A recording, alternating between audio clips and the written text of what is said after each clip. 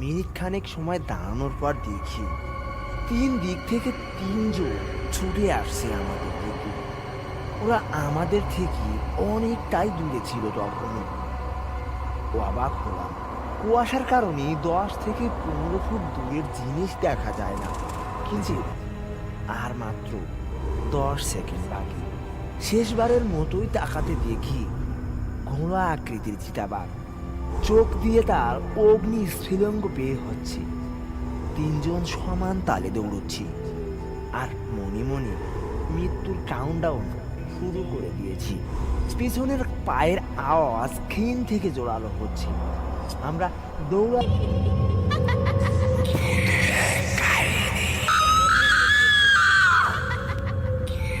ভুতুড়ে কাহিনীর নতুন একটি এপিসোডে আপনাদেরকে স্বাগতম।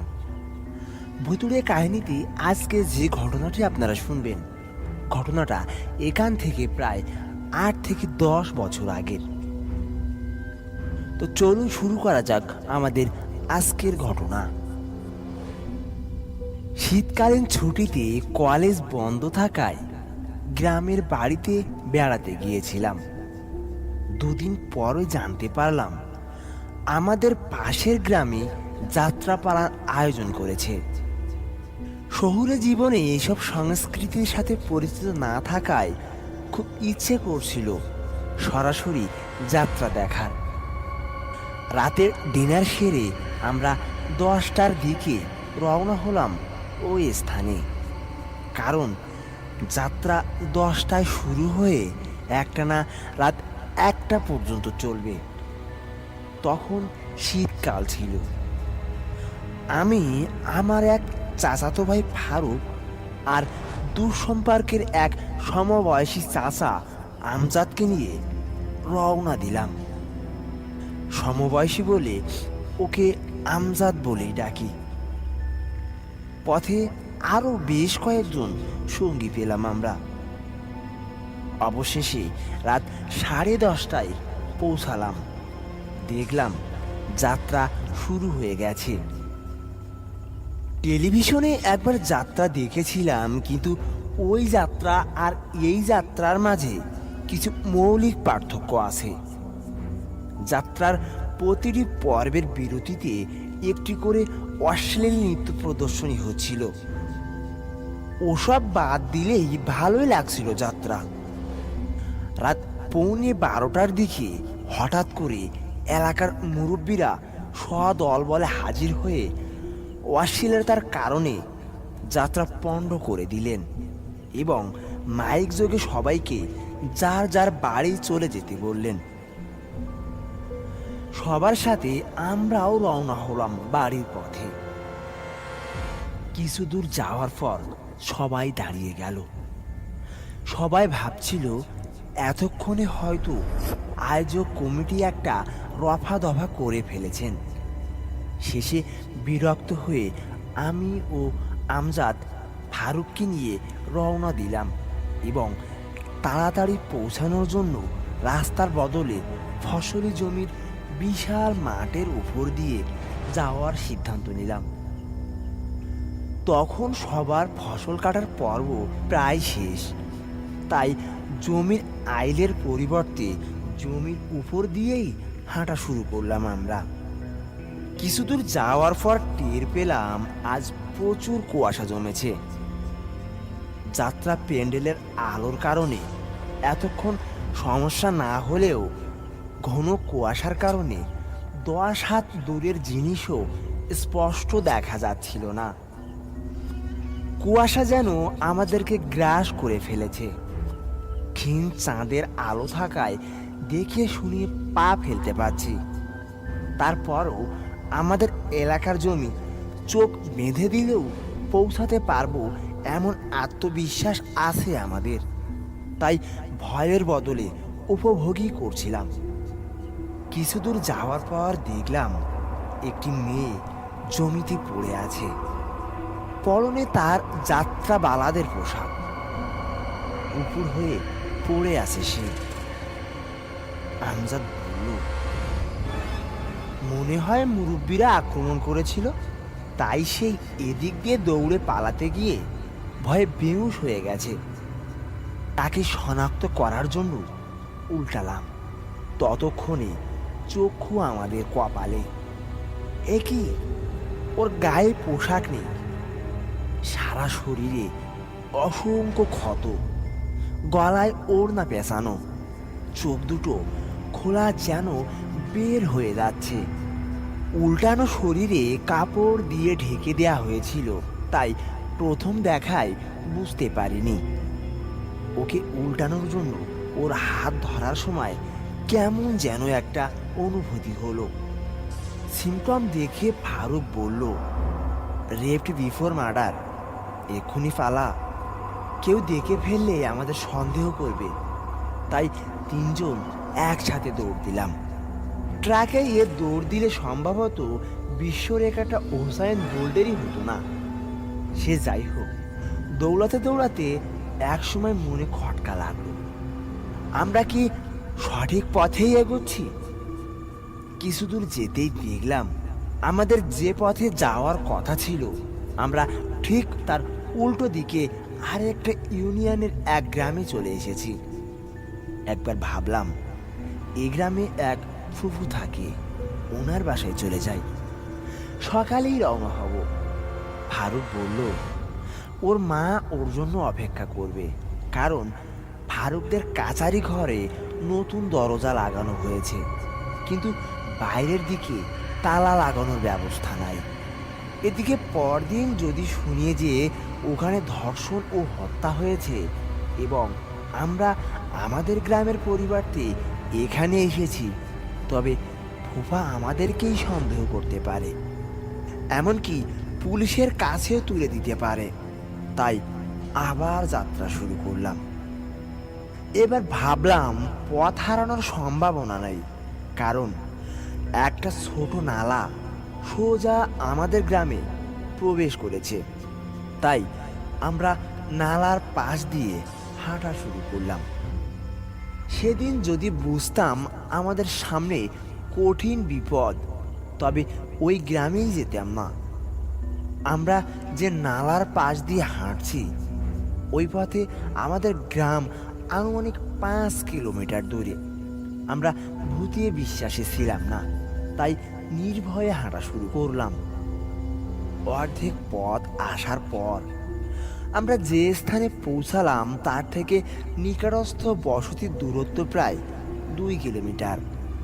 প্রায় আয়তাকার ফসলে জমির মাঠ, গুগল ম্যাপ থেকে দেখলে যেন ফুটবল মাঠ। ধান চাষের সময় এই মাঠের দৃশ্য যে কত মনোমুগ্ধকর তা অকল্পনীয়।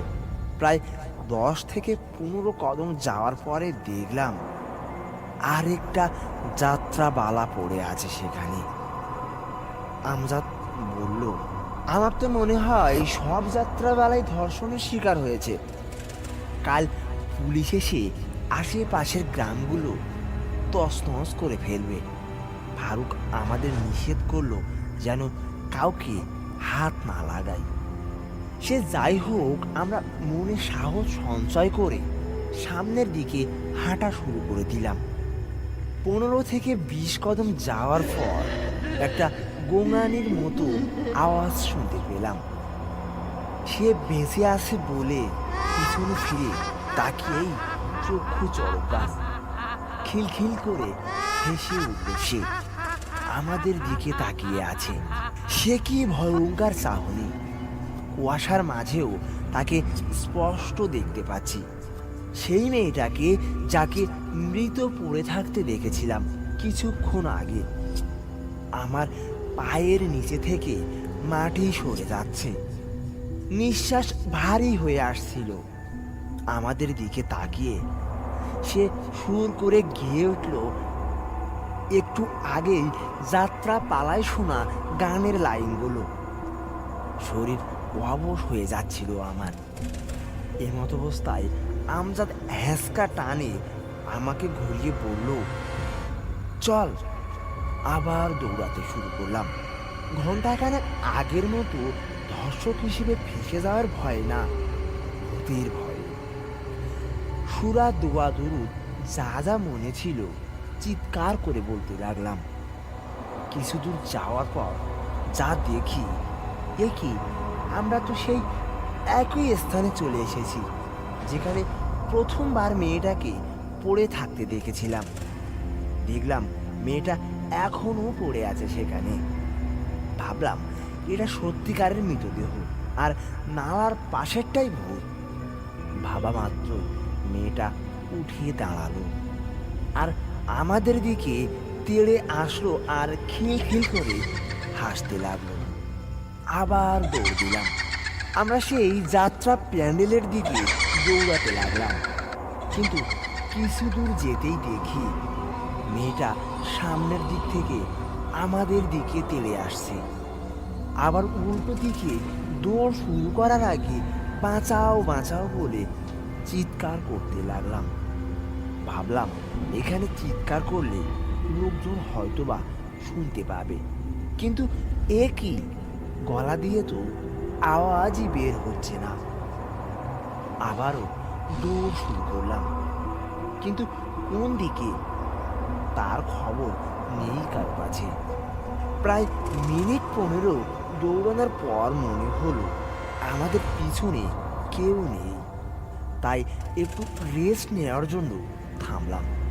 আমাদের এত স্ট্যামিনা নিয়েই যে সারা রাত স্প্রিন্টারের মতো দৌড়াতে পারবো। মিনিট খানেক সময় দাঁড়ানোর পর দেখি 3 দিক থেকে 3 জন ছুটে আসছে আমাদের দিকে। ওরা আমাদের থেকে অনেকটাই দূরে ছিল তখন। অবাক হলাম, কুয়াশার কারণে 10 থেকে 15 ফুট দূরের জিনিস দেখা যায় না, কিন্তু 100-150 ফুটের দূরের 3 জনকেই স্পষ্টই দেখা যাচ্ছে।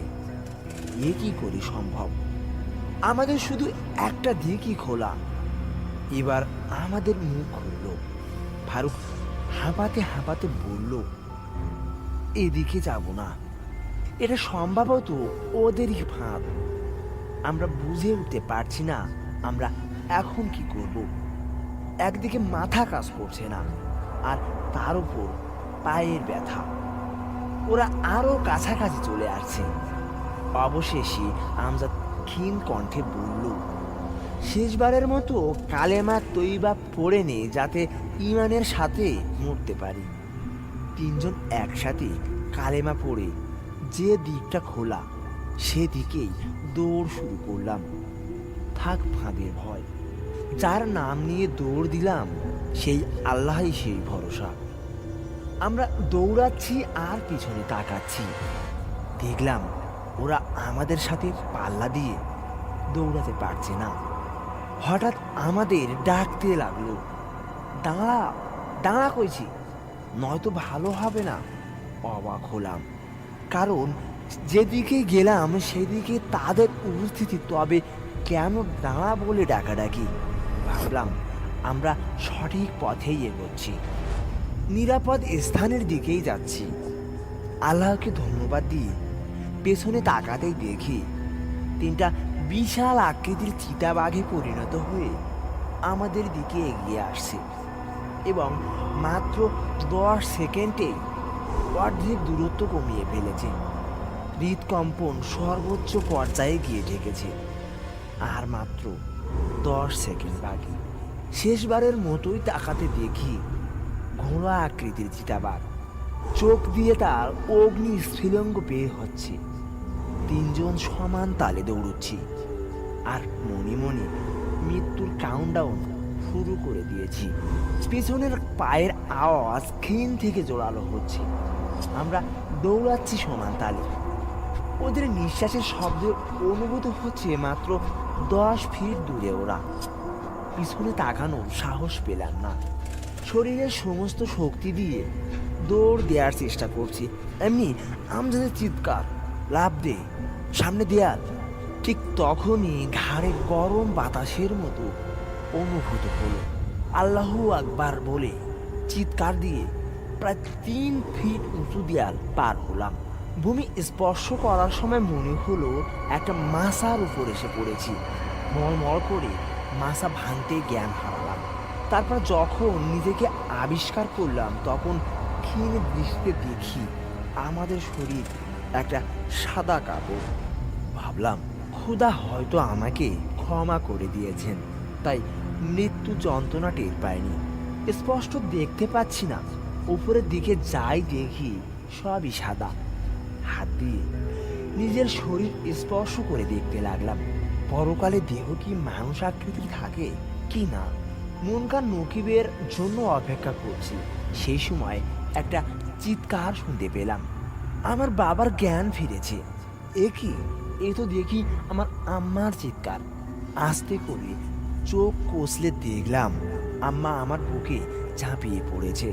ঝাঁপিয়ে পড়ার মুহূর্তে দেখলাম এক পাশে দেয়ালে লেখা, রোগীর ব্যবহৃত জিনিসপত্র ডাস্টবিনে ফেলুন, আদেশক্রমে জেলা সদর হাসপাতাল কর্তৃপক্ষ। মা আমাকে ধরে কাঁদছে আর বলছে, 3 দিন ধরে আমি না ঘুমিয়ে আল্লাহর কাছে দোয়া করেছি, আমার ছেলেকে ফিরিয়ে দাও।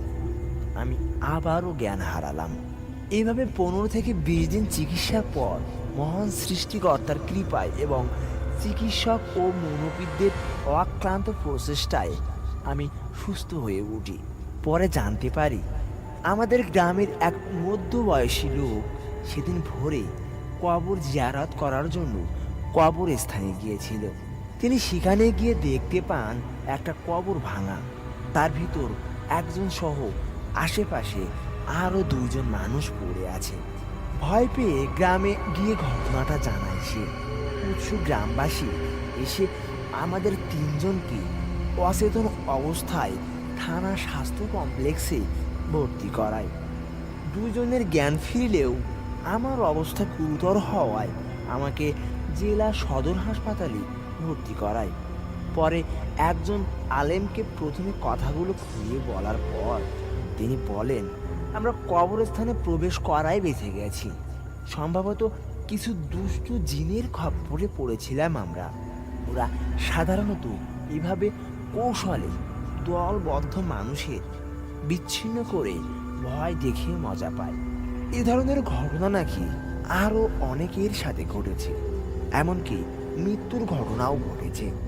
আমরা 3 জন একসাথে ছিলাম এবং 3 জনই কবরস্থানে প্রবেশ করায় আমাদের কোনো ক্ষতি সাধন করতে পারেনি তারা, কারণ কবরস্থান পবিত্র জায়গা এবং তারা সেখানে কোনো ক্ষতি সাধন করতে পারে না। চিকিৎসায় নিয়োজিত ডাক্তারের সাথে কথা বলে জানলাম অতিমাত্রার ভয়, ক্লান্ত শরীর থাকায় আমরা জ্ঞান হারিয়েছিলাম সেদিন। আমাদের উঠতি বয়সের কারণে হৃৎপিণ্ড সবল ছিল, বিধায় হার্ট অ্যাটাক হয়নি। আরও জানলাম সেদিন মুরব্বীদের সাথে সমঝোতা হওয়ায় আধা ঘন্টা বিরতির পর যাত্রা আবার শুরু হয় এবং সবাই নাকি রাত 1:30 পর্যন্ত অশ্লীল নৃত্য সমেত যাত্রা উপভোগ করেছেন।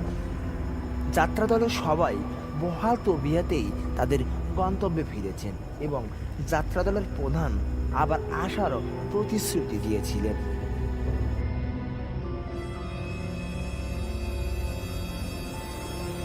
তো বন্ধুরা, কেমন লাগলো আমাদের আজকের ঘটনা? আমাদের আজকের ঘটনাটি কেমন লাগলো জানাতে ভুলো না। আর হ্যাঁ, তোমার সাথে যদি এরকম কোনো ঘটনা ঘটে থাকে বা এরকম কোনো ঘটনার সাক্ষী হয়ে থাকো, তাহলে অবশ্যই আমাদেরকে জানিও। কথা হবে পরের ঘটনায়। ততক্ষণ পর্যন্ত ভালো থেকো, সুস্থ থেকো।